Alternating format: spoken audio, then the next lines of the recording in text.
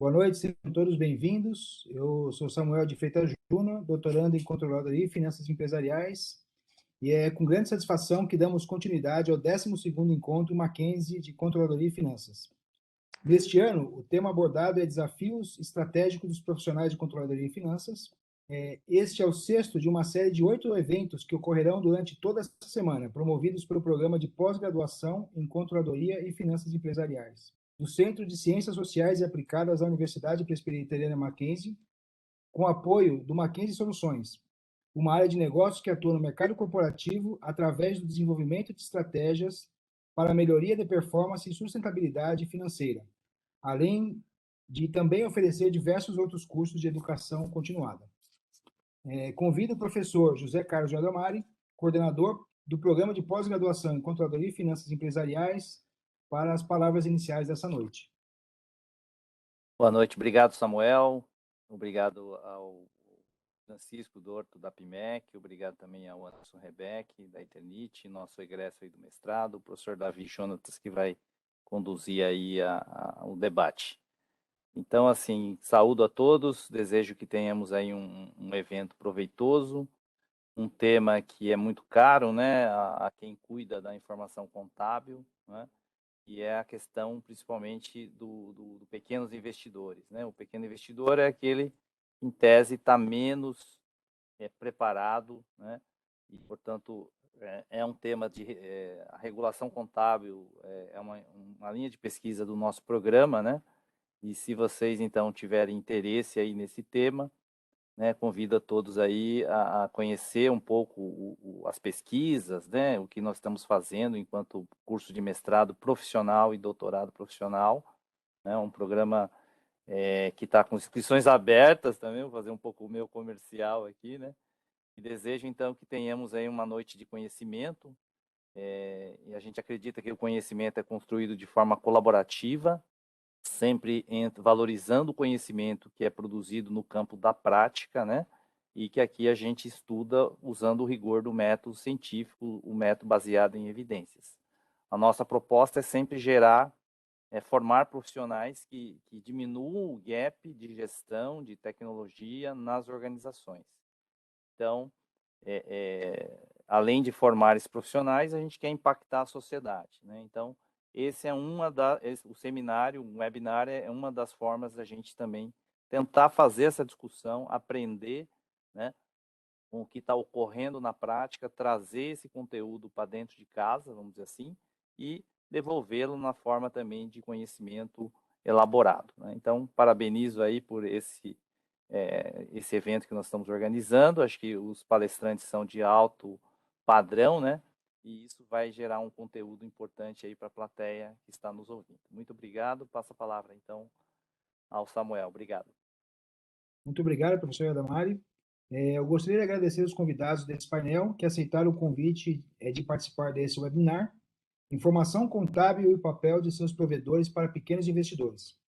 Compartilhem conosco seus conhecimentos e experiências. Anderson Rebeck, controller e gerente de RI na Eternit, mestre em Controladoria e Finanças Empresariais, há 15 anos atua em empresas multinacionais e de capital aberto nas áreas de finanças empresariais, contabilidade, demonstrações financeiras, controladoria, auditoria, M&A, controles internos e relações com investidores. Francisco Dorto é sócio fundador da RSK Capital, Risk Corp Governança Corporativa, empresa especializada em serviços financeiros, doutor em economia política, mestre em contabilidade, finanças e controladoria, diretor educacional e de certificação da APIMEC Brasil, atuou como membro do Comitê Internacional de Normas Contábeis durante os anos de 94 a 2009, professor e coordenador acadêmico em cursos de MBA em diversas instituições. Como moderador, professor Davi Jonatas Cunha Araújo, doutor e mestre em Ciências Contábeis, professor assistente no programa de pós-graduação em Controladoria e Finanças Empresariais na Universidade Presbiteriana Mackenzie, ações e pesquisas, ensino e extensão desenvolvidas nas áreas governança corporativa, auditoria, controladoria e contabilidade gerencial no setor público e privado, contabilidade pública, educação contábil e empreendedorismo. A quem transfiro a palavra. Obrigado, Samuel.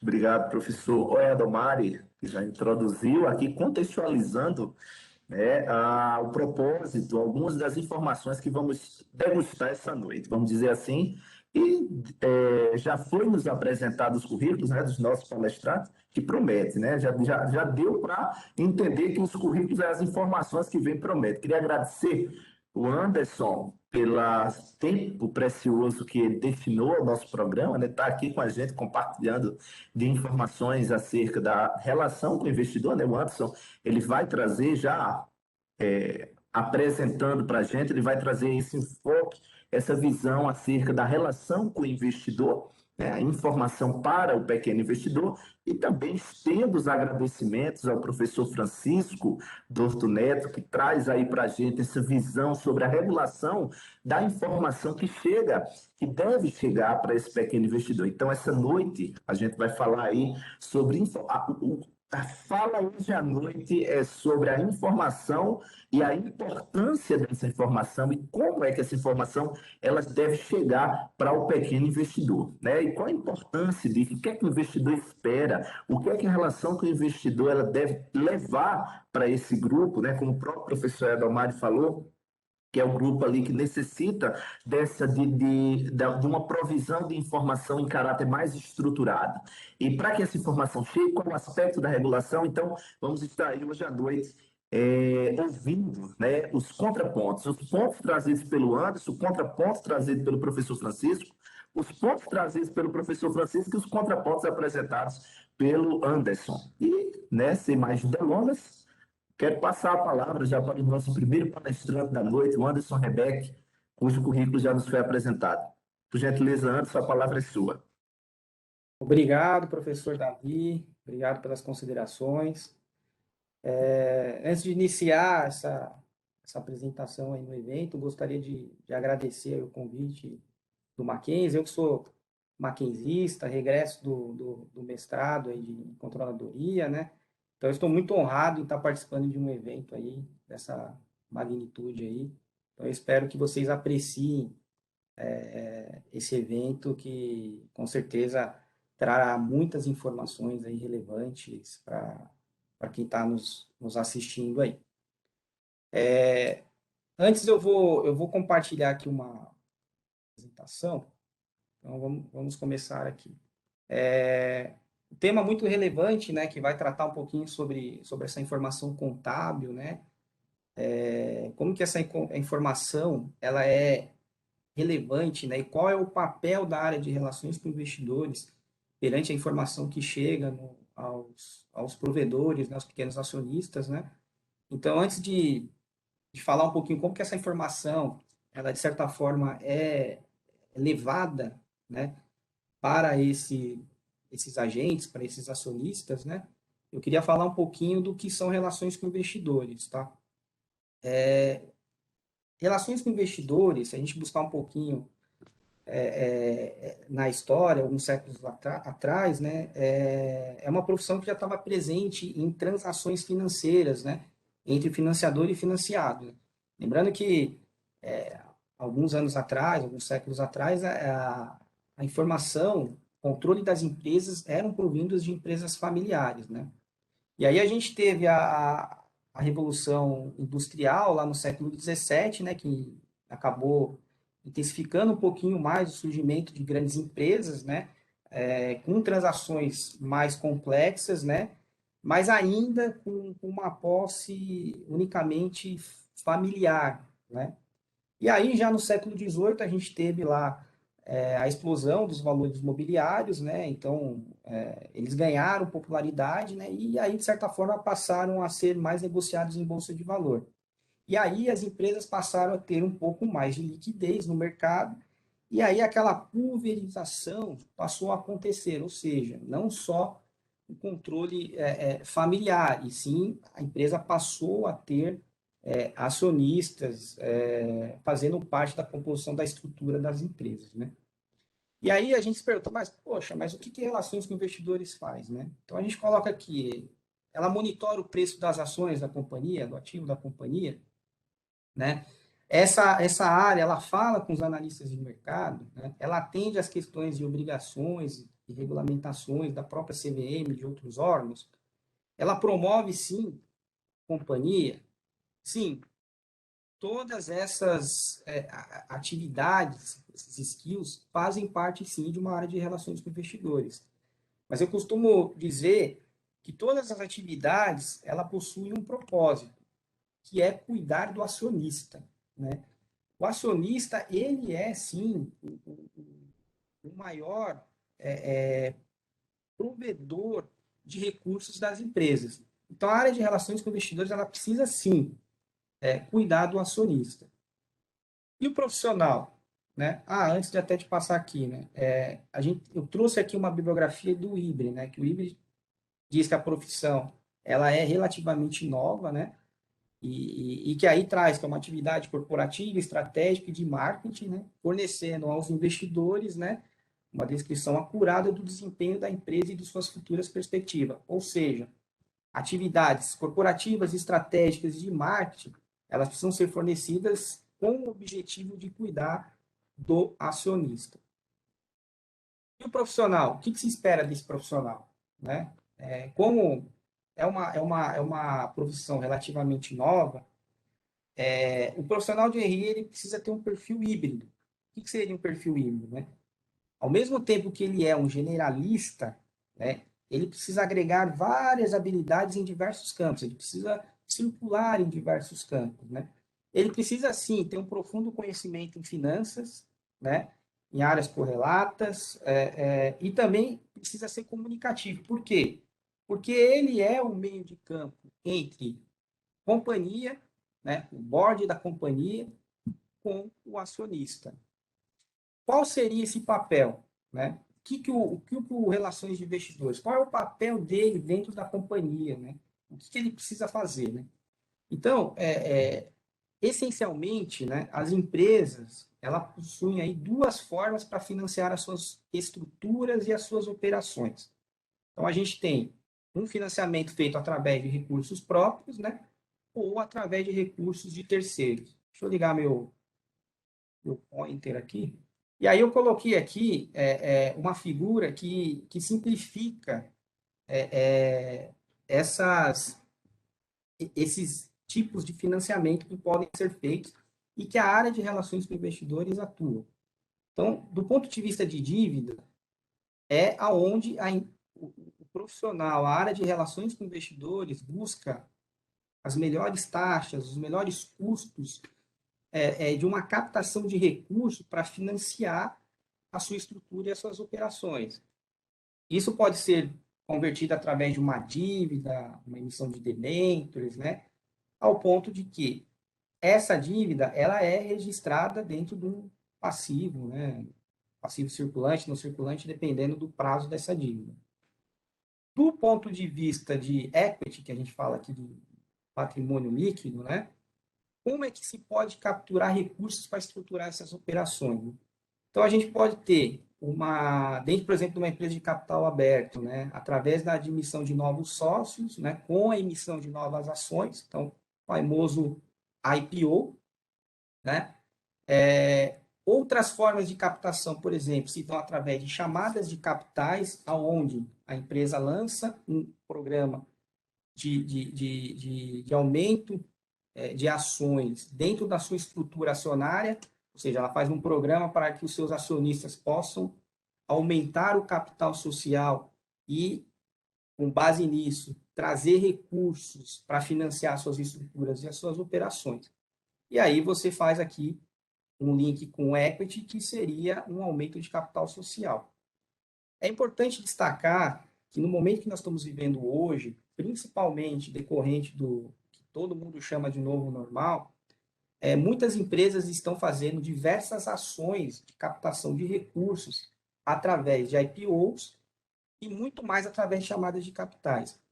O que são as chamadas de capitais? As empresas que foram, de certa forma, surpreendidas positivamente com a pandemia, né? Os segmentos, os setores que foram afetados de forma positiva, buscam recursos, por exemplo, para financiar um aumento da sua ocupação de produção, ou para desenvolver novos produtos. E muitas empresas hoje estão usando um artifício aqui de chamada de capital. Outras que foram mais afetadas durante a pandemia, né? Principalmente o setor de serviços, fazem também se valer pela busca de financiamento através de chamada de capital para talvez manter fluxo de caixa e capital de giro. Então, é algo que hoje está muito comum. A foto de hoje para essa captação ela está muito aquecida. Com quem que a área de relações com investidores se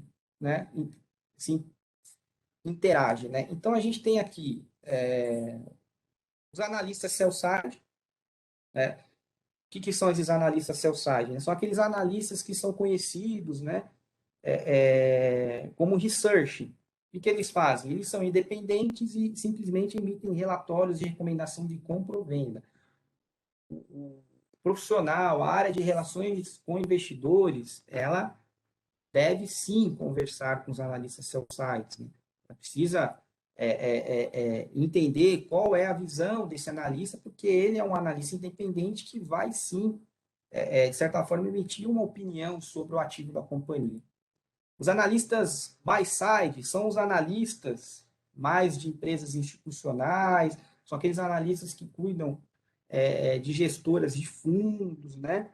E podem, inclusive, serem pessoas físicas, né? Então, é muito importante, principalmente quando a gente traz a questão da informação contábil para os pequenos investidores, é muito interessante e recomendado que a área de relações com investidores converse com esses analistas. Então, a gente tem aqui também os investidores, né?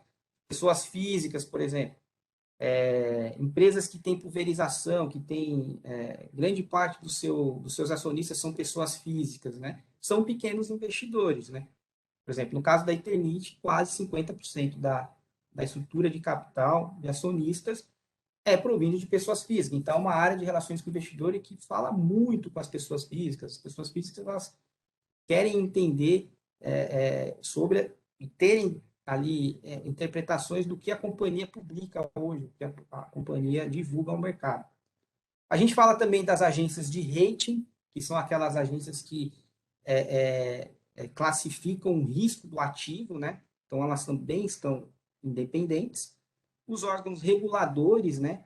A gente tem CVM, B3, todos os órgãos que regulam, né? Uma empresa, por exemplo, de capital aberto, e aí, com base nisso, a gente tem o mercado de capitais. Quais são os objetivos da área de RI? Basicamente, 4 objetivos que se conversam e que possuem sinergias, né? Então, você precisa criar um mercado para esse ativo, ou seja, esse ativo precisa se tornar conhecido, ele precisa atingir novos públicos, né? Ele precisa estar ali circulando dentro do mercado de capitais, né?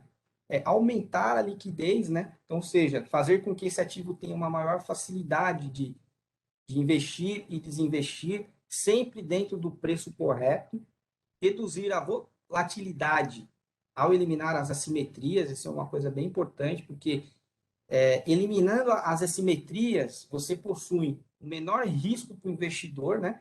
Ou seja, questão de informações privilegiadas, isso não pode acontecer dentro de uma comunicação da área de relações com investidores, né?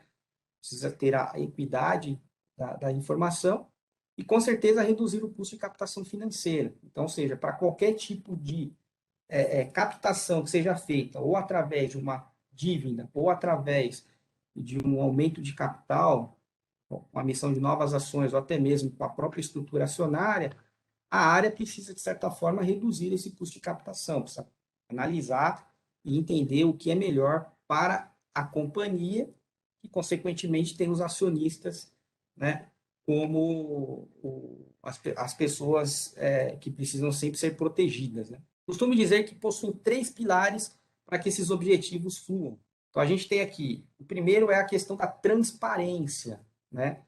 Então, assim, a prática de transparência, ela é indispensável, tá? Porque é com ela que você consegue construir um clima de confiança dentro do mercado de capitais. Ela é um traço cultural da empresa, ela precisa sempre estar sendo realizada em caráter espontâneo e contínuo, né?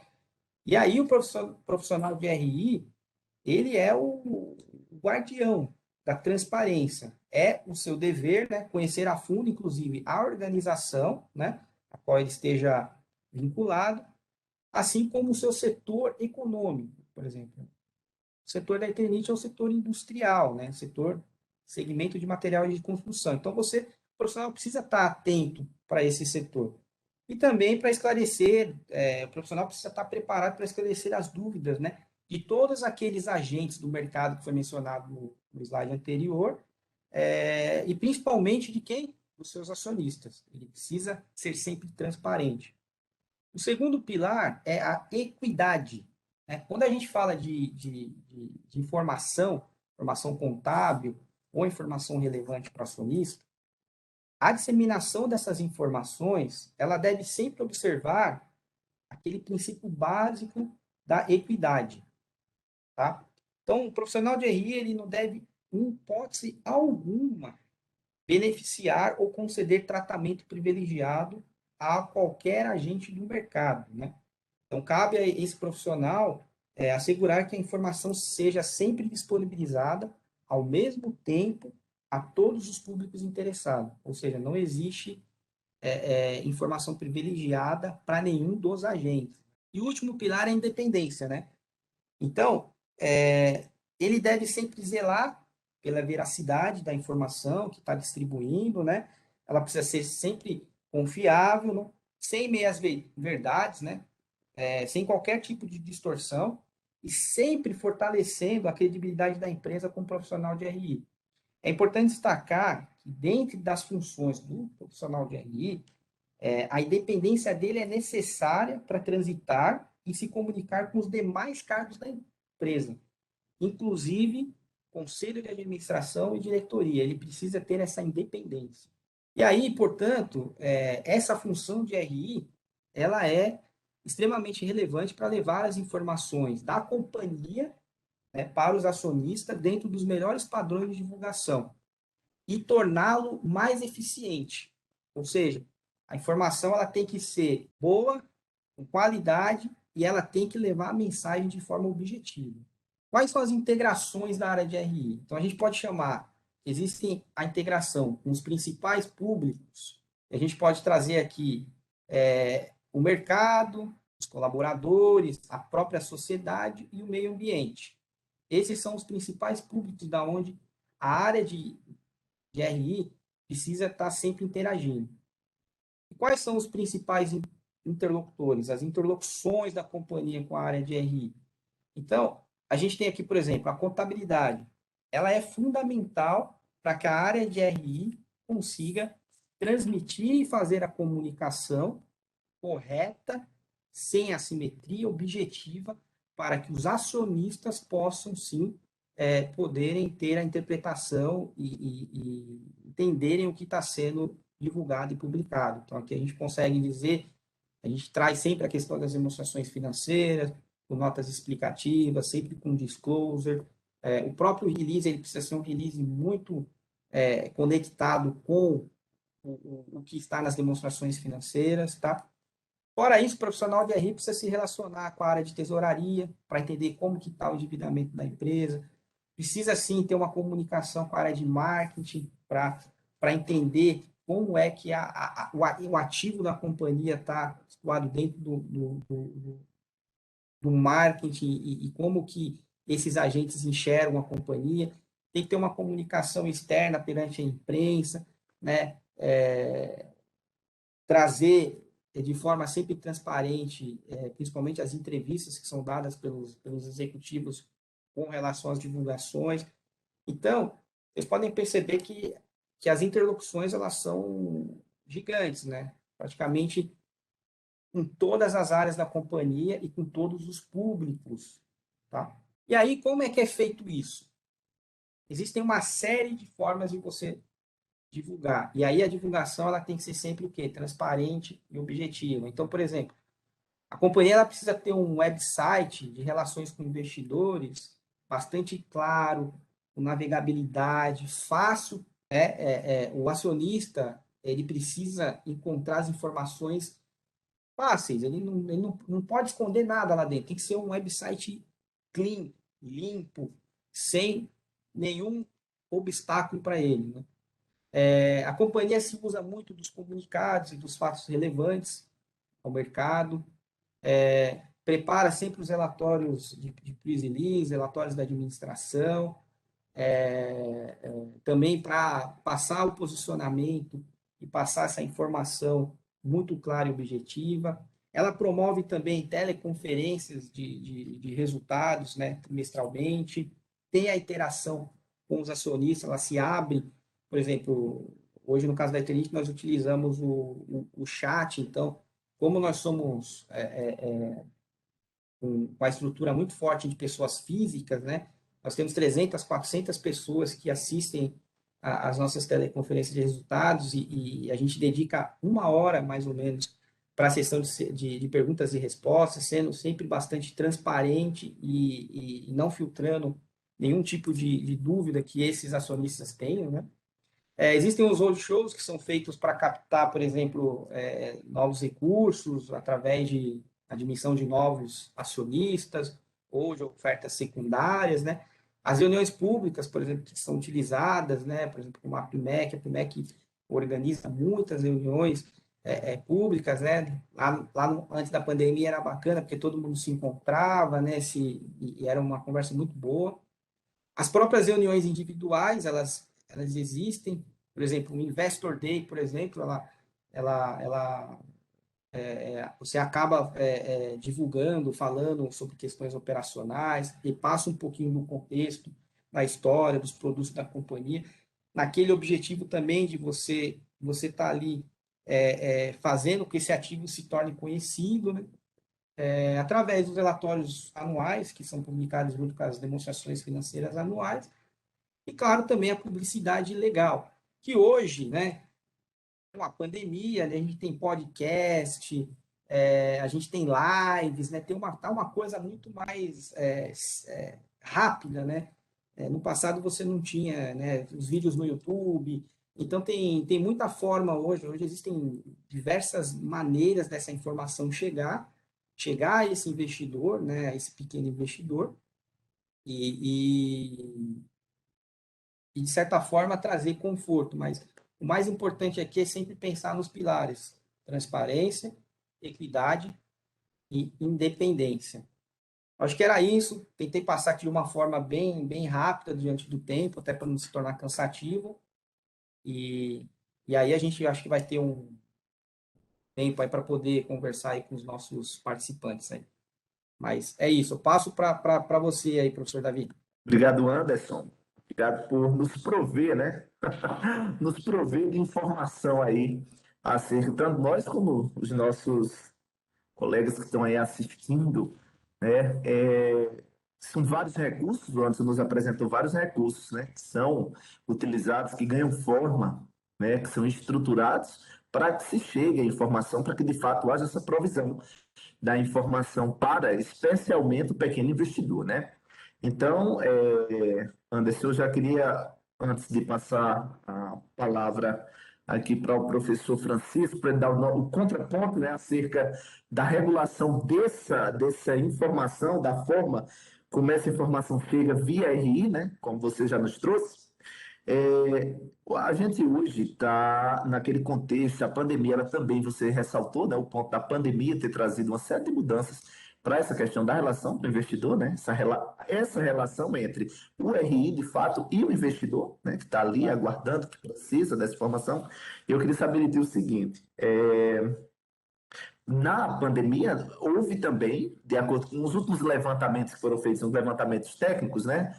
De modo geral, houve meio que uma busca maior, né, das pessoas por investir, fazendo com que esse grupo do pequeno investidor tivesse meio que um crescimento aí, um boom, vamos dizer assim, um crescimento bem anormal. Como é que, na visão do RI, como é que você enxerga isso? Por que, Anderson, tu achas que nesse período, especialmente de pandemia, houve uma busca maior por pessoas, né, acerca para investir, né? A busca pelo investimento. O que é que tu acha? Professor Davi, excelente pergunta.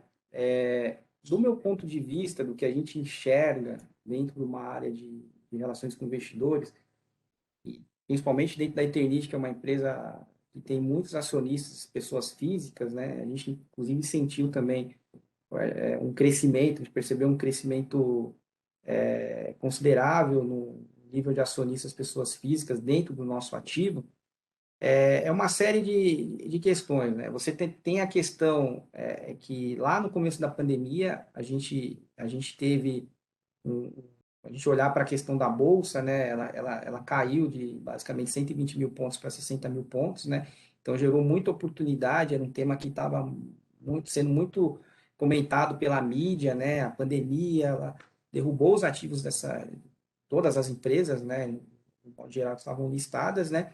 E também pela questão do investidor, ele está muito conectado também na questão da renda fixa, né? A renda fixa ela já não estava tão assim, as pessoas não estavam apreciando tanto ela, né? Até por conta da taxa da Selic. Então, o que a gente percebeu é que sim, houve uma ingressão muito forte na Bolsa. Alguns estudos mostram, inclusive, que teve uma aderência muito forte do público feminino, né? Dentro dos ativos que são movimentados pela B3. E eu acho que é isso. E eu acho que com a pandemia, em decorrer do momento que a pandemia, a gente está praticamente aí quase 2 anos, né, passando por esse momento, né, a facilidade que se teve de ter informação e a forma com que as empresas tiveram que se reestruturar, né, um trabalho de home office, a pessoa passou a ter mais tempo também, no sentido de, claro, de não ter aquele se deslocar, né, de um período para outro, então ela começou a talvez a ter utilizar esse tempo para se preocupar um pouco mais com investimentos. Então, essa é uma percepção que eu tenho. Acho que o momento econômico, as oportunidades dos próprios ativos, com base no que aconteceu com a pandemia, que derrubou, né, o valor deles, né, e a própria mídia que, né, hoje quando você olha, por exemplo, nas principais redes sociais, você tem muita gente falando de ações, né, como ganhar dinheiro com ações, né, como investir, né, tem vários YouTubers aí financeiros que trazem dicas, então acho que assim, ficou mais em evidência, né? Essa é a nossa percepção e é uma percepção comprovada dentro do nossa estrutura de acionistas aqui, um aumento bastante relevante de pequenos acionistas, pessoas físicas ingressando no nosso ativo. Isso, obrigado. E saber se esses pequenos investidores eles serão investidores de sucesso, o tempo vai dizer, né? É. Só o tempo vai dizer. Como E diz, né, agora, o Brasil não é para amadores, né? Então, temos é temos verdade. que ter bastante consciência, porque o mercado de capitais ele é traiçoeiro, né? Então, temos que ter bastante cuidado aí. Isso aí, sempre e a informação como solução para esse caso, né? De tanta variação de eventos, tantos acontecimentos que todavia interfere no preço, né? Interfere no preço, interfere aí nas oportunidades de investimento. Com certeza. E para isso, para que se gere essa estabilidade, é necessário o quê? A regulação, né? Como você já introduziu aí sobre a APMEC, a regulação vem para dar essa estabilidade, vamos dizer assim, na estruturação desses recursos, né? Que, por sua vez, o RI toma como forma para que o investidor ele possa, vou investir em empresa X, eu sei que aquela empresa tem um bom RI, significa dizer o quê? Que aquele investidor ele pode associar aquele bom RI a tipo, tem informação, né? Eu espero daquela empresa informação que seja transparente, como você falou, e o RI vai fornecer essa resposta. E agora, por sua vez, vamos para a regulação, né? Para saber aí como manter esse nível aí de informação que você já nos mostrou como ela chega e quais os infinitos recursos para que ela chegue ao investidor. Então, oportunamente, queria agora passar a palavra para o nosso professor Francisco da APMEC, para que ele aí nos conte, né, qual o lado aí, qual a visão da APMEC, né, acerca dessa provisão da informação para o pequeno investidor. Professor Francisco, muito obrigado mais uma vez pela sua participação. A palavra é sua. Eu também agradeço. Uma boa noite a todos. Boa noite, professor Davi, professor Samuel, a todos que se encontram. Estou vendo aqui que nós somos um grupo bacana, nós somos com 43 participantes, né, numa quinta-feira à noite de frio. Eu acho que isso mostra aí o nível de interesse que o mercado financeiro está gerando para as pessoas, né? E aí eu concordo com essa questão da economia, inteligência emocional, né? Quer dizer, então, o, o Anderson estava falando respondendo a tua pergunta lá que ele fez, né? Que você fez sobre o que poderia afetar aí o comportamento, né? Eu acho que o comportamento também dentre os fatores, foi bem pontuado. Você fica mais tempo em casa, você tem mais tempo a pensar, né? E descansar um pouquinho de trânsito. Quantas horas nós estamos economizando por dia só de não pegar trânsito, né? Só de não ficar naquela loucura de trânsito, seja de carro, seja de ônibus, seja do que for. Então, isso faz com que você tenha uma reflexão. Isso tem sido, eu acho que assim, se tem alguns aspectos que a gente tem que mencionar positivos, acho que é esse, né? A reflexão que está proporcionando. Bom, o analista de valores imobiliários funciona, e eu vou, se você me permitir, eu vou passar daqui a pouco um rápido material lá da associação da PIMEC, mas eu gostaria só de destacar que os analistas, eles necessitam muito de informações. Eles são os devoradores de informações. Por quê? É através dessas informações que ele consegue desenvolver o seu trabalho. E o analista de valores imobiliários é um grande usuário das informações do RI. Então, hoje, nesse nosso encontro, é muito oportuno fazer a combinação de quem provê as informações e quem se utiliza dessas informações. Porque tanto o RI quanto o analista se utilizam das informações ele internamente e nós vindo externamente para poder atender a demanda dos investidores, porque nós emitimos relatórios de recomendação de investimentos, seja para compra, para venda ou para manutenção, nós fazemos procuramos determinar o valor adequado, a gente chama de valor justo, para essas empresas, com base nas informações que o RI nos fornece e que todo o outro ecossistema midiático também. Então, e um deles é o conhecimento contábil. Então, a gente precisa entender razoavelmente bem da contabilidade e dos fatores que afetam os números, né? E também outros fatores, nós vamos falar mais adiante.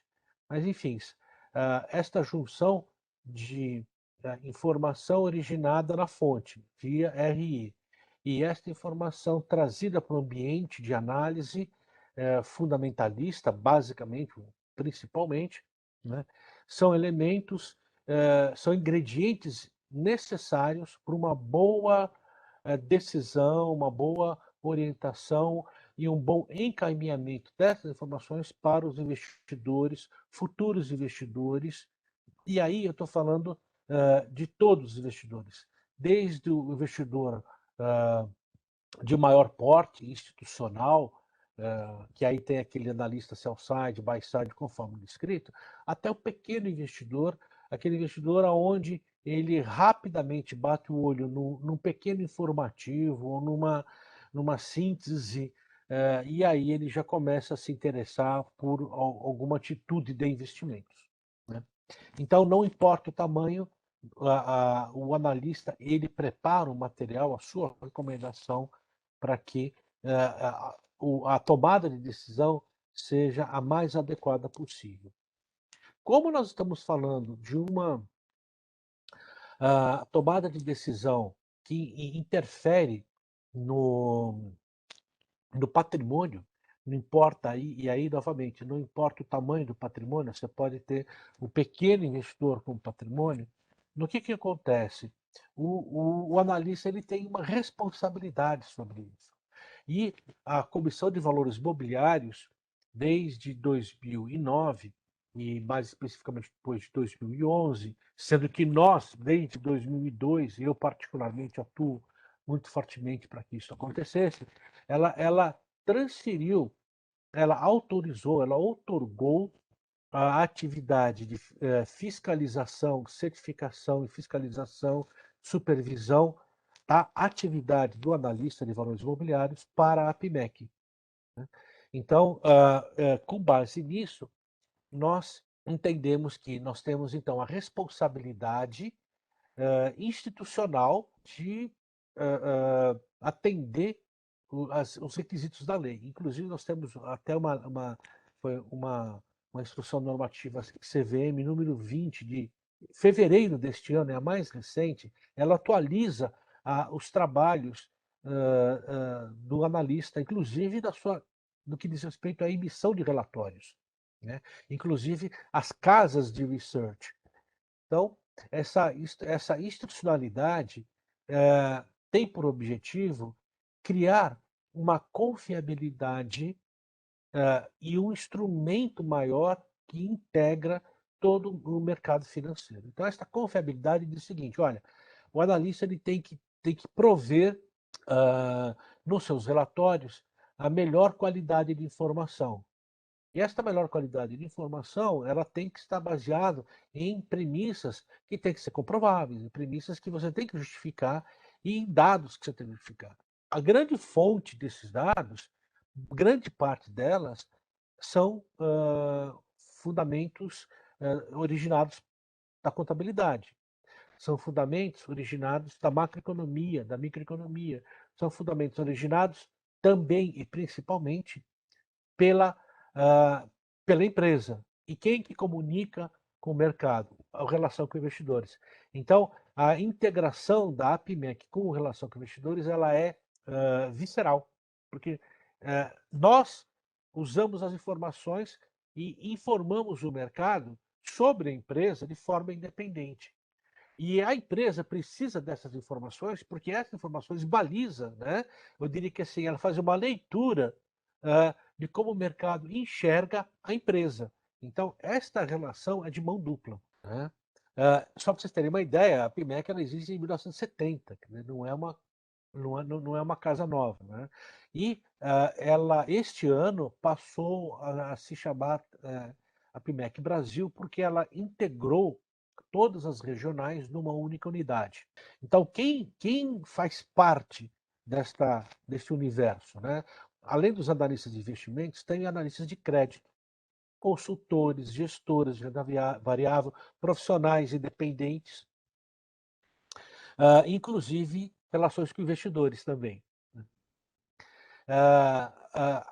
Vocês, há pouco tempo, acho que foi o mês passado, a Eternit fez uma apresentação à PIMEC, correto, Anderson? Acho que faz um mês, né, que vocês fizeram a apresentação à PIMEC?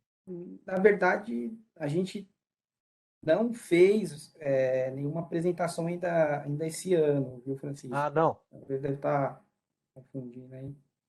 Mas a gente pretende programar assim uma porque essas apresentações, a Eternit ela costuma fazer apresentação lá na PIMEC. Sim. Eu achei que ela tinha feito no mês passado, mas enfim, desculpe, Nana.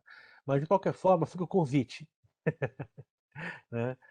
Obrigado, Francisco. As reuniões com empresas, elas são já uma tradição na PIMEC, onde é o ambiente, inclusive considerado pela CVM, é um ambiente onde recepciona as informações públicas. Então, as informações que são ditas nas reuniões de APIMEC, elas são informações de caráter público.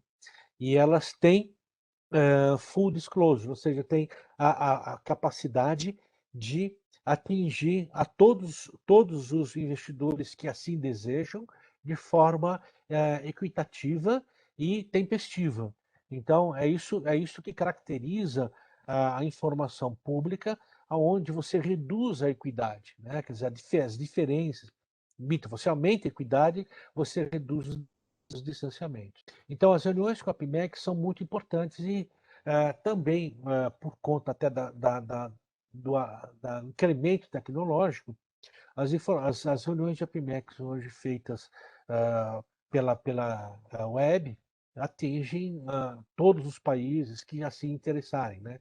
Então, nós temos, por exemplo, nós temos a APIMEC do Bradesco, por exemplo, ela é realizada e tem mais de 10 países, né? O Itaú também. Então, tem analistas de vários lugares que acompanham estas apresentações, que são realizadas no ambiente da PMEC, e quem produz essas informações só é o provedor da distribuição da informação, neste caso. Né? Quem provê isso é o RI, né? E é ele que é o responsável, é um trabalheira, viu? Uma PMEC de Itaú, de Itaúsa, olha, não é fácil, né? Fazemos reuniões técnicas, né? Nós temos várias comissões. Por exemplo, eu sou responsável pela diretoria de certificação e educação. O que significa isso? A gente promove treinamento, promove cursos e certifica o que hoje tem um certificado que a gente chama de CNPI, né? Então, o CNPI hoje é o certificado mais importante para o profissional de investimentos. Sem esse certificado, ele não pode sequer emitir um relatório opinando sobre a Eternit, por exemplo. Ele pode ser um investidor, né, o analista, ele pode ligar lá para o Anderson, só que ele não pode falar que ele vai emitir um relatório, porque se ele não for um CNPI, ele não pode emitir esse relatório. Ok? Então, esse é o ambiente institucional que protege as informações para que o investidor tenha a segurança de que a origem daquelas informações estão reguladas e estão de acordo com o compliance, por exemplo, do mercado financeiro. Né? Então, o CNPI e cresceu bastante, né? O CNPI ele avançou bastante nos últimos 2 anos, acompanhando o desenvolvimento do mercado. O mercado se tornou também mais exigente do que diz respeito aos profissionais que fornecem as informações indicando para comprar e para vender uma ação, seja ele de caráter de gráfico, né, seja ele de caráter fundamentalista. O fundamentalista utiliza os fundamentos que, por exemplo, o RI fornece, os conhecimentos contábeis, ele lê muito jornal, ele procura fazer análises setoriais, procura fazer comparativos que fundamentem, inclusive, aquilo que o RI está falando. Né? Porque o RI pode falar alguma coisa e o analista achar estranho, né? e ir lá atrás. E deve fazer isso. O RI ele não pode dar por conta que tudo que ele ouve no mercado é verdade única. O analista ele tem a responsabilidade de fazer essa checagem, mesmo porque ele reporta isso no disclaimer, né, utilizando práticas independentes. Então, ele não pode, porque o RI falou isso, eu vou colocar diretamente no meu relatório. Eu tenho que checar se aquilo que foi dito faz sentido, é adequado, e como isso vai afetar o relatório. Então, é muito importante a gente ter isso em mente, porque isso protege. O objetivo disso é o quê? É que quando o usuário da informação do relatório de pesquisa, né, fundamentalista, estiver lá na mão do investidor, a tomada de decisão dele seja mais consciente, porque evita, por exemplo, de ter perdas patrimoniais, porque um relatório com vício, um relatório tendencioso, ele pode vir a causar danos patrimoniais. E aí sim nós seremos penalizados. Aquele que assinou o relatório sofre penas. E a gente tem dentro da PMEC a certificação, eu sou um certificador, e existe a supervisão, né, que é uma área independente, Chinese Wall, etc., etc., que supervisiona todos os relatórios. Nós temos supervisionado por mês, no ano passado, a média do ano passado, média nos últimos 12 meses, mensal, nós estamos falando de mais de 10 mil relatórios mês emitidos por analistas.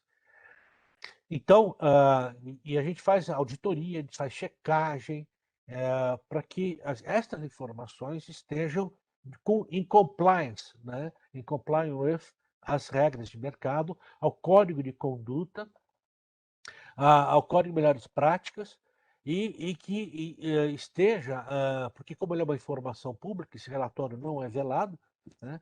Então, também sujeito aí à contestação, se for o caso. Então, há uma responsabilidade na medida em que você emite uma opinião, uma recomendação de compra e de venda, e isso faz com que preserve, o objetivo é sempre preservar o patrimônio do investidor e que ele tome a melhor decisão possível. Ok? Eu não vou passar sobre essas questões de regras, de conduta, mas se por acaso vocês tiverem interesse, eu posso disponibilizar este material para vocês, para ficar como uma fonte de informação, né? Então, além dessas questões regulatórias, na parte quando a gente vai fazer os exames, quando a gente vai fazer o profissional, seja ele qual for, esteja interessado em fazer, iniciar com uma certificação e iniciar a atividade de analista, ele vai entender que ele vai ter que trabalhar nestas áreas, né, entender destas áreas, mais numa, menos em outras, mas ele tem que conhecer esse ambiente. Da certificação, nós temos lá em GV, não é a GV que fez questões, são vários, se não me engano, tem até professor do Mackenzie, que prepararam questões, tem questões relacionadas à análise fundamentalista e análise técnica, e tem provas separadas para quem quer só ser fundamentalista e para quem quer só fazer análise gráfica. Né? Então, você vai encontrar aí muito.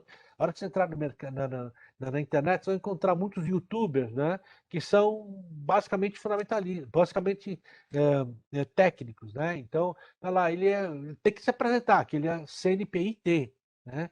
Se ele não for CNPIT, ele está falando uma propriedade, aí vai ter problema, como já teve. Né? No processo de certificação, tem vários conteúdos, né? Tem o conteúdo brasileiro, o conteúdo global e o de análise gráfica. Né? Aqui no conteúdo brasileiro e no conteúdo global, cai muita questão relativa aos CPCs, IFRS, a lavagem de dinheiro, proteção patrimonial, conflitos de interesses, né? E ele é bem completo. E na parte da evolução da nossa atividade, nós estamos também internacionalizando o analista, porque o mercado global está exigindo essa postura dos profissionais. Então, nós temos acordo, estamos desenvolvendo a certificação internacional de analista. Esse daqui é uma certificação já bastante antiga, reconhecida, ela sediada em Londres, né? Esse daqui é a certificação internacional que nós estamos nos engajando, né? Aqui é a forma dos exames e para você fazer os dois níveis. No primeiro nível, nós conseguimos, há um acordo que quem é CNPI pleno, né, que tem o gráfico e o fundamentalista, ele consegue já ter uma facilidade para finalizar esta etapa 1. Né? São 2 etapas. Ele tem uma acreditação muito grande na Europa e Ásia. Né? Nos Estados Unidos, o CFA é o que tem mais relevância lá dentro. E basicamente é isso aqui. Isso daqui é para os gestores de regimes próprios, de previdência, que a gente também faz a certificação. E aqui é as indicações de contato. Ok, professor, muito obrigado. Então, o que nós extraímos hoje, né, levamos muitas informações para casa, como se diz. Se a gente prestar atenção, há uma conexão, a conexão entre a provisão da informação, né, e o cuidado para que aquela informação chegue. Via RI, né, nos foi apresentado na primeira fala, né, do nosso querido Anderson. E agora o senhor nos traz aí o outro lado, no sentido da validação daquela informação, né?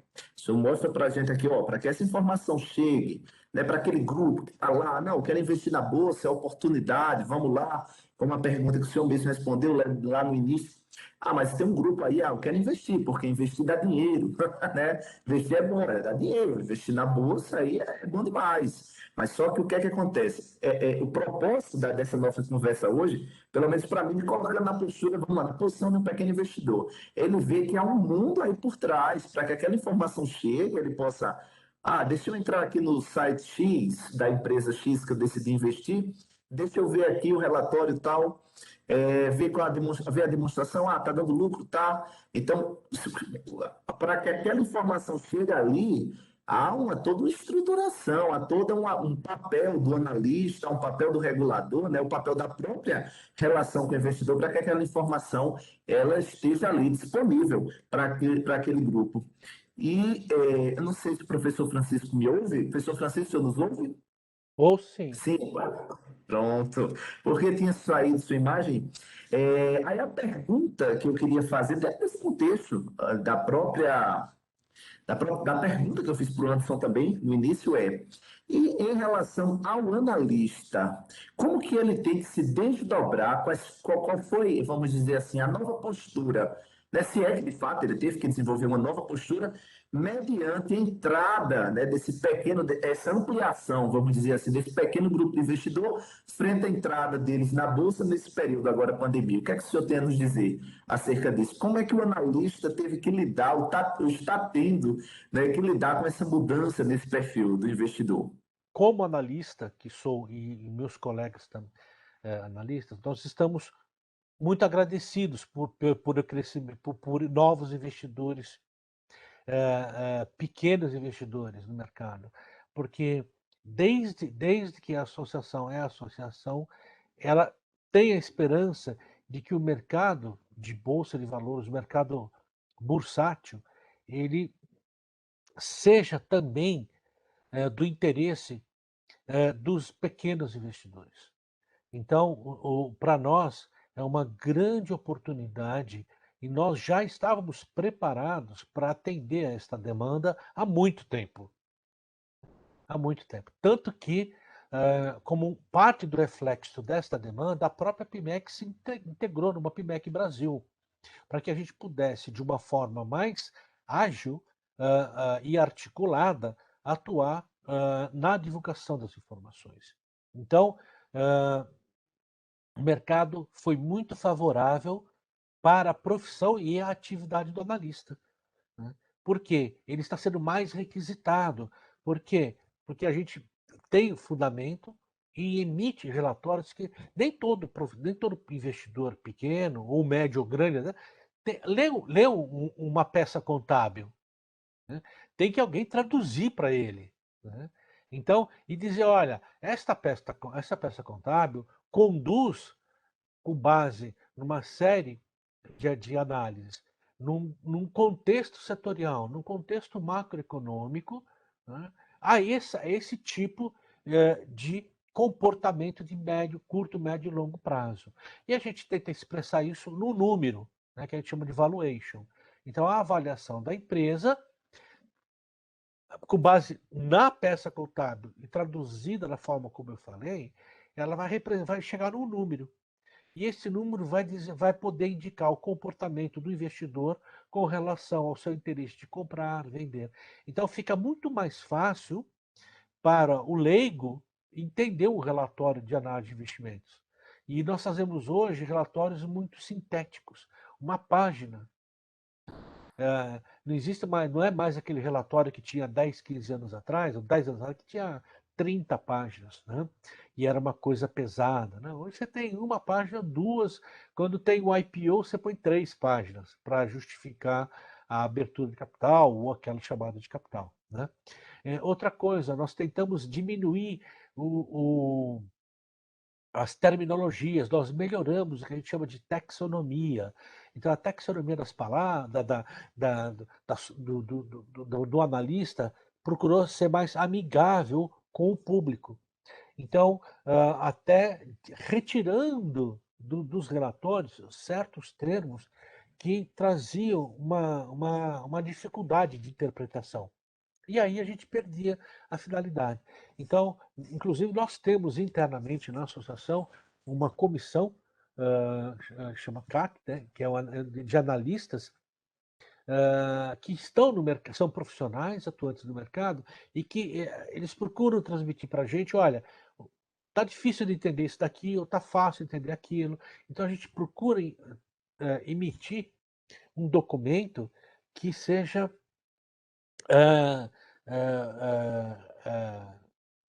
o fornecedor facilite a decisão com mais simplicidade e rapidez, e tem mais, nós fazemos a manutenção disso. Então, a partir do momento que você deu uma informação, a gente continua fazendo um acompanhamento da performance. Por exemplo, vamos citar a Eternit. A Eternit no RI dela, no site da RI dela, acho que, se não me engano, vocês citam, né, Anderson, os analistas que fazem o acompanhamento da empresa, não tem? Sim.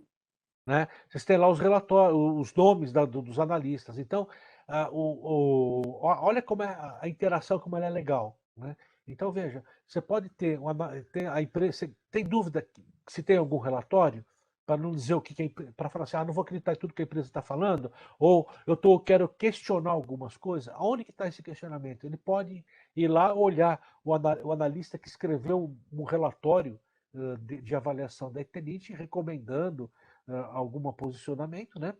E eventualmente ele pode contatar a hora que quiser, ele pode ligar para o analista e perguntar para ele, escuta, o que é esse teu relatório aqui, né? E ele vai falar, né? E se você não gostar, pode reclamar. Então, a credibilidade, ela se tornou uma arma muito importante na instrumentalização do analista. A gente tem que ter uma credibilidade muito grande. Obrigado, professor Francisco, pelo esclarecimento, né, das informações aí, por colocar a cereja no bolo.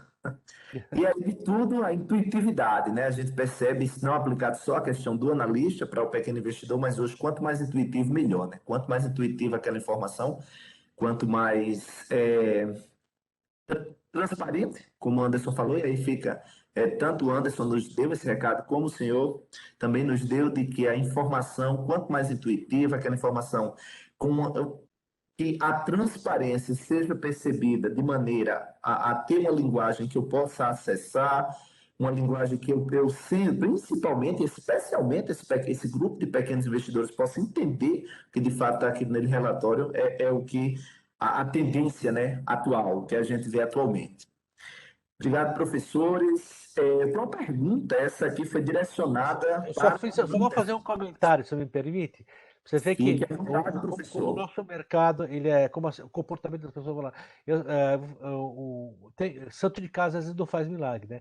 Meu irmão me ligou outro dia e falou assim, putz, eu comprei um papel, né? Comprei uma ação aqui e me ferrei, né? Você, mas por quê? Eu achei o nome bonito, eu achei que era do setor de alimentação e não era nada, era de um outro setor completamente diferente, né? Assim, pô, meu, por que você faz isso, né? Então, e tem um irmão dele, é só dar um telefonadinha, né? Já resolve, já possa, né? Indicar o melhor caminho. Então, o que eu quero dizer é o seguinte: tanto o Anderson quanto nós, quanto eu, a gente procura desenvolver um esforço muito grande para comunicar, mas existe um aspecto cultural que é um aspecto cultural da tomada de decisão do investidor, que é o improviso. Né? Então, a nossa batalha, tanto a dele, tenho certeza, quanto a minha, é de reduzir essas atitudes de improviso e fornecer as melhores informações para que esses pequenos investidores, possam tomar com mais conteúdo e com mais embasamento, né, as suas decisões de investimento. E não fique chateado com a bolsa, porque a culpa não é da bolsa, a culpa é dele. É isso aí, professor. Obrigado. Essa pergunta caiu aqui na nossa caixinha de perguntas. Eu fui direcionada ao Anderson, mas fique à vontade, professor Francisco, para responder junto com o Anderson, até porque a noite é de vocês. A pergunta é a seguinte, do nosso Valdir Recalde, né, aluno aqui do nosso programa, nosso aluno aqui, ele agradece a Anderson pela apresentação e a pergunta é a seguinte, né? Como manter a atratividade para os papéis da companhia, sobretudo para os pequenos investidores, contribuindo assim com a sua liquidez? Obrigado aí pela pergunta do Valdir, né? Bom, essa daí é a receita do bolo que todo mundo gostaria de ter, né? A gente fala de um ativo atrativo com liquidez, é o sonho de toda companhia, né? Ter o seu ativo atrativo com liquidez de compra e venda, né? Não é tão simples, né? Bastante desafiador você promover essa atratividade, né? Até porque o professor Francisco acabou de comentar, né? Que existe essa tomada de decisão, às vezes, tão pouco imprudente, né? Desse pequeno investidor que não vai muito a fundo para entender aquele ativo. Você vê o caso do exemplo do irmão dele que pensou que estava comprando um ativo e comprou outro, né? Mas as companhias, elas para tornar esse ativo sempre mais atrativo, né? Ela precisa sempre estar promovendo esse ativo. Como que a companhia faz para promover, né? Eu acho que nesse caminho de ter sempre um papel aí de prover a informação clara, objetiva, transparente, com a sinergia do analista que transcreve isso numa linguagem mais simples, como o próprio professor comentou, o professor Francisco, né? Não é todo mundo que tem a expertise, o conhecimento de olhar uma demonstração financeira, de entender o termo de notas explicativas, né? E esse papel do analista de valores imobiliários ele é muito importante. Inclusive, ele contribui muito para a atratividade dos ativos das companhias, né? Então, existe uma sinergia muito forte, né?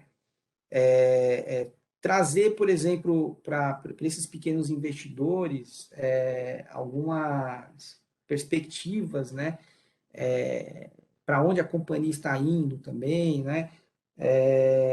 Eu sei que a gente, dentro da área de relações com investidores, até por uma questão ética e de equidade, muitas empresas não fornecem guidance, mas desde que você faça e traga uma informação ao mesmo momento, dentro, por exemplo, de uma reunião de APMEC, ou dentro de uma reunião de Investor Day, né, ou até mesmo num call de resultados, você trazer algumas atratividades e trazer também o que a companhia, né, o board da companhia pensa para a companhia de uma perspectiva futura, trazer isso também contribui bastante.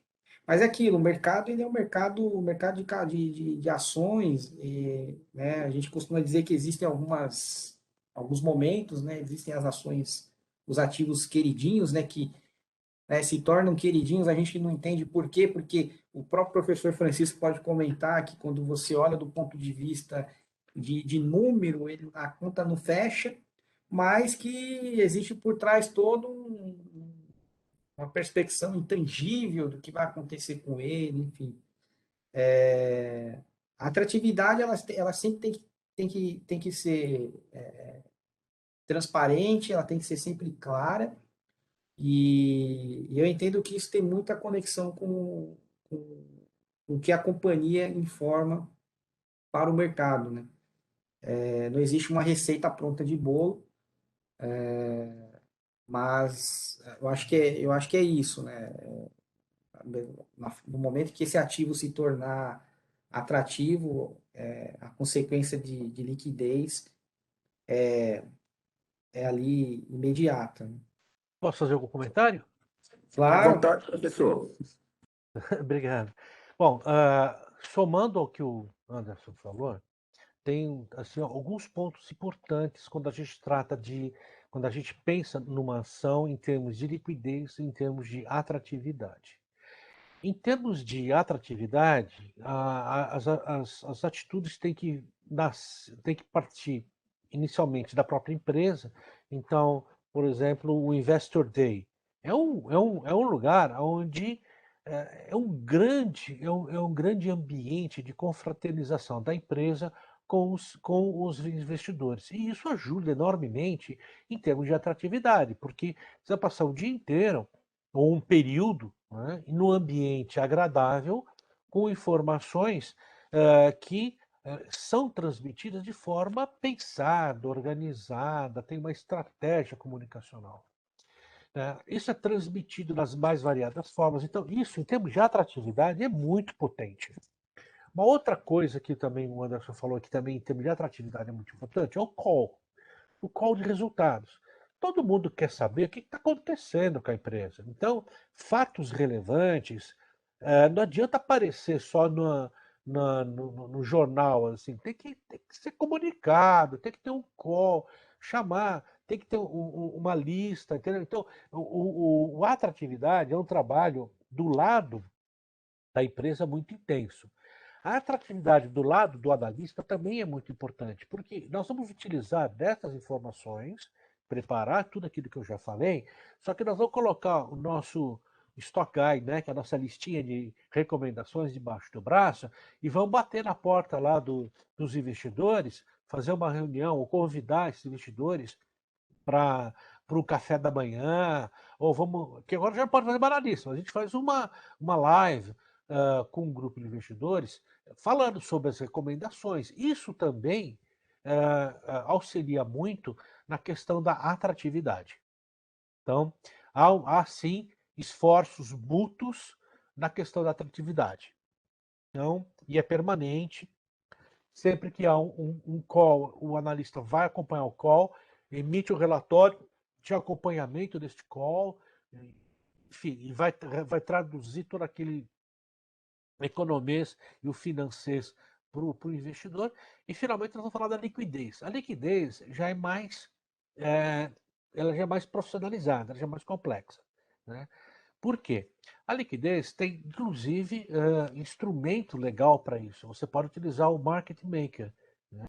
O Market Maker é uma figura dentro de relacionamento com a empresa e o mercado diretamente via corretoras ou via bancos, etc., onde se estabelece, formaliza níveis mínimos e máximos para que você possa acompanhar, para que você possa manter uma presença das cotações daquela determinada ação por períodos que você estabelece. Não são informações especulativas, não são variações que vão afetar a cotação do papel, mas vai ter presença no pregão. Por quê? Presença no pregão é um dos fatores de atenção daquele que está procurando investir em algum papel. Ele quer saber que ele pode comprar e ele quer saber que ele pode sair a hora que ele precisar. Então, presença de pregão é uma coisa que depende também de uma atitude profissional, muitas vezes a partir da própria empresa, né? Mas existe fundos, existe uma série de outros. Os próprios analistas podem estimular, não a liquidez, mas que com informações, provendo informações, que haja uma presença voluntária, né? Então, a liquidez e a atratividade, elas são amigas, mas têm estratégias diferentes. Ok, professor Francisco, muito obrigado também a Anderson pela resposta. Acredito que o Valdir deve estar satisfeito com a resposta apresentada por vocês. E é isso, né? Essa finalização, atratividade ligada à liquidez é o que a gente fica aí com a informação. Resume bem essa pontuação que foi apresentada por vocês, pelos senhores. E agora eu retorno a palavra para o nosso querido Samuel, cerimonialista da noite. Samuel, a palavra é sua. Muito obrigado aí, professor Davi, professor Francisco, professor Anderson. Davi, quer te convidar aqui para fazer umas palavras de fechamento, né, para já foi apresentado, fazer o fechamento da noite e, na sequência, a gente faz o encerramento. Ok. Vamos novamente, né, queremos agradecer ao Mackenzie, né, Soluções pelo suporte, que foi de extrema importância, né, para o desenvolvimento aí, para a realização do nosso evento. Queremos agradecer aos participantes, né, a presença de vocês certamente abrilhanta, né, o evento. O motivo são vocês, né, desse evento. O motivo são vocês, é levar prover essa informação, né, de como da importância do mundo, vamos dizer assim, que existe nessa relação, né, investidor e a informação em si, né, porque não é só, isso deixou bem claro o Anderson, o professor Francisco, eles deixaram bem claro isso, que não é só investir por investir, né? Eu invisto, mas para que aquela informação ela chegue até a minha até eu como investidor, né? A partir daquela decisão, há toda uma cadeia para que ela seja prestada, para que ela esteja ali no site, né? Porque quando nós estamos desenvolvendo nossas pesquisas, a gente vai lá, vamos no site. Primeiro lugar onde a gente procura no site da empresa é o RI, Relações com Investidores. Vamos procurar, tá, encontrei lá, não encontrei, sei lá, tal. E quando a gente não para analisar criticamente, muitas das vezes, a cadeia que faz com que aquela informação ela esteja ali.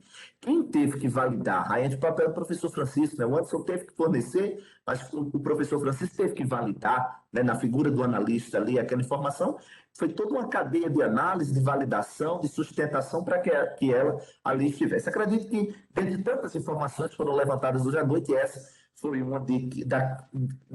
foi uma das informações que nós levamos, né, conosco. Queria agradecer, né, na pessoa do professor Adamado, né, ele não pôde estar aqui no final, ao professor Francisco, agradecer ao Anderson por esse tempo valioso, por terem aí concedido, aberto mão, certamente, né, o custo de oportunidade, já que estamos falando de informação, né, o custo de oportunidade que ambos aí decidiram estar aqui nos doando informação, nos doando conhecimento, né, tá enriquecendo aqui, contribuindo para que a gente saia daqui ainda com ainda mais cheios de informação. Eu queria agradecer a presença dos dois, né?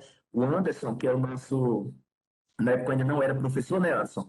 Mas agora tive o prazer de conviver rapidamente com ele agora, como egresso, aqui agora como nosso palestrante, e já deixo aberto o convite do professor Francisco, Anderson, para os próximos eventos aí.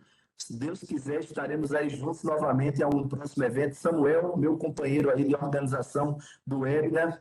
E é isso. Agora eu volto a palavra para o Samuel novamente, que ele agora vai, com as suas belíssimas palavras de encerramento, nos concluir o nosso webinar. Muito obrigado, professor Davi. Agradeço a todos por participarem, aos panelistas, moderador, professores, pelas riquíssimas contribuições ao nosso público. Agradeço a equipe do Mackenzie Soluções, que nos ajudou na organização desse evento, e a todos que nos acompanharam nessa noite. Amanhã, ao meio-dia, a gente continua. Teremos mais um encontro que falará sobre ESG, visões e tendências. Os palestrantes serão Corinto Arruda, Fábio Alperoit e Gabriel Cambuí. O link para a inscrição está disponível no bate-papo. Boa noite a todos. Obrigado.